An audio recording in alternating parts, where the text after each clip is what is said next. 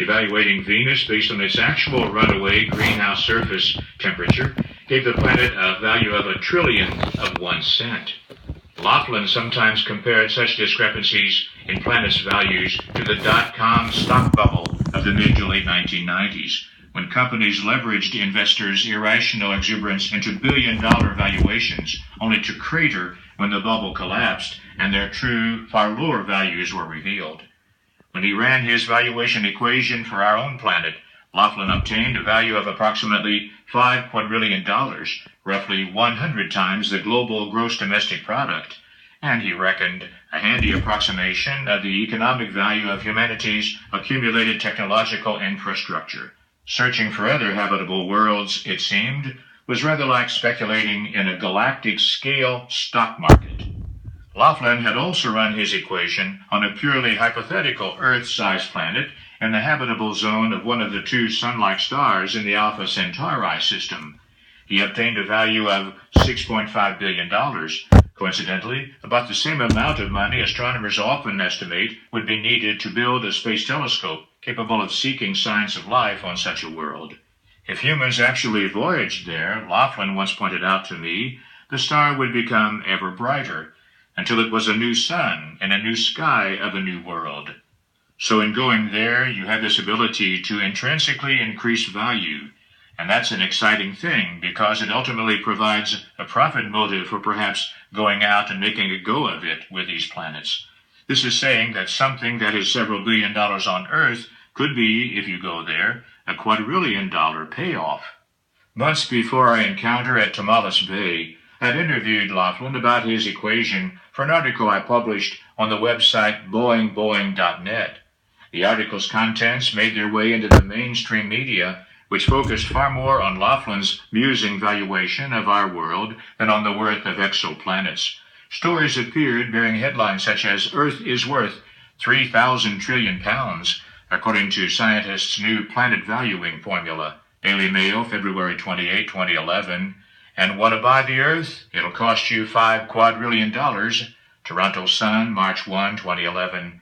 Angry emails began piling up in Laughlin's inbox, and television and radio stations called, hoping to interview the mad scientist who so arrogantly placed a price on our planet. Laughlin was taken aback. He had emphasized, both in his posts and in his discussions with me, that his equation did not and could not assess the worth of, for instance, a human life or a new idea. Soon the story was churned out of view by the voracious 24/7 news cycle, but the sensational headlines left a lingering impression. Before Laughlin's talk at the Miller Institute Symposium, I overheard one member of the audience jokingly refer to him as the man who sold the world. The day after his presentation, I was in the front passenger seat of Laughlin's car as he drove us back down to Santa Cruz. In the back seat sat Taylor Ricketts, a World Wildlife Fund ecologist who had given a talk about natural capital, the economic benefits of material goods and services provided by Earth's biosphere. Ricketts was part of a growing interdisciplinary push to study ecology in the context of economics, a field interested in not only the monetary value of, for instance, a pristine forest, but how that value might change if the forest was converted to pasture or a parking lot. At the time, Ricketts was a few months away from becoming director of the University of Vermont's Gund Institute for Ecological Economics, which he mentioned in passing not long after we crossed over the Golden Gate Bridge and began to drive on Highway 101 through downtown San Francisco. Gund's previous director, an ecologist named Robert Costanza, had gotten into trouble back in 1997 for a Nature paper in which he tried to estimate the value of the planet, Ricketts said. Laughlin's bushy eyebrows bounced up as he looked back at Ricketts in the rearview mirror. What was the figure Costanza came up with? $33 trillion per year for all the world's ecosystems. I don't know why you'd get in trouble for that, Laughlin sighed. He made several basic economic mistakes that made his final figure essentially unsupportable, Ricketts said. But more fundamentally, his critics just said, $33 trillion is a nice underestimate of infinity.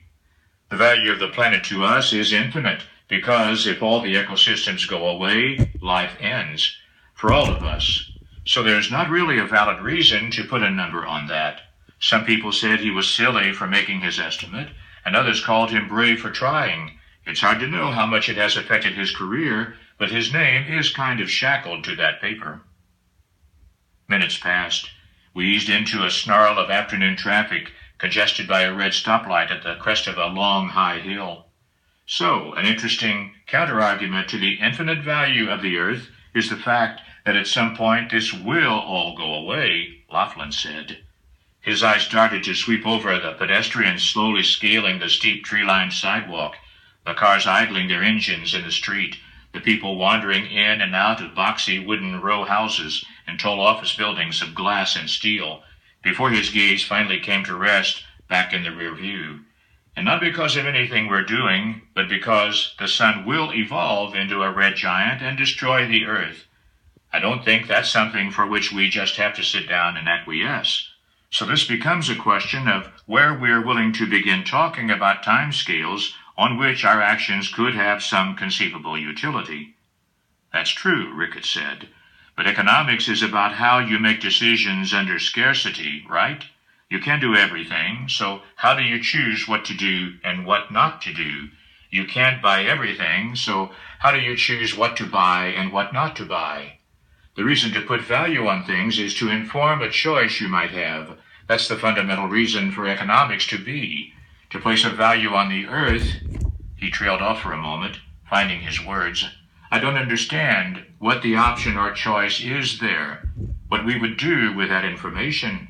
It's not like we have the option of not being destroyed by the sun, and that's probably why economists think a planetary valuation is a bit silly. Laughlin shot a smiling glance my way. But we do have an option. We can move the Earth. A pregnant pause. Move the Earth? Sure.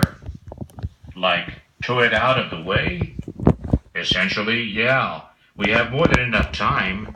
Just take some large comets or asteroids from the Kuiper Belt and use them to tap and transfer some of Jupiter's orbital energy and angular momentum to the Earth over a time scale of hundreds of millions of years. Each time one flew by the Earth, you'd get a small kick, and you'd expand the Earth's orbit very gradually through those repeated close encounters. You'd need an order of 1,000,000 close passes, one every several thousand years, but you could move the Earth's orbit out close to where Mars is now. This is an idea I worked out 10 years back with a couple of friends. Another pause, as Ricketts pondered Laughlin's outlandish proposal. That's cool. So it's a cost-benefit analysis. What would it cost us to tow the Earth out of the way versus what's at stake on the benefit side?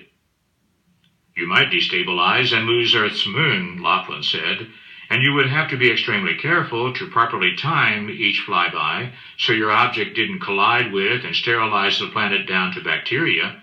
But that intervention could net you billions more years for the biosphere, which is a lot of economic utility, and the cost is very small in comparison because most of the energy to move the Earth is actually coming from Jupiter, transferred by the comet. You just have to have very subtle control of the comet's trajectory when it's way out at the slow, far point of its orbit in the outer solar system. It's a matter of finesse more than brute force, but it's just rocket science. The point is, we could start doing this practically today if we wanted. I'm still hung up on the value being infinite, said Ricketts, sounding skeptical. It's all life on the planet.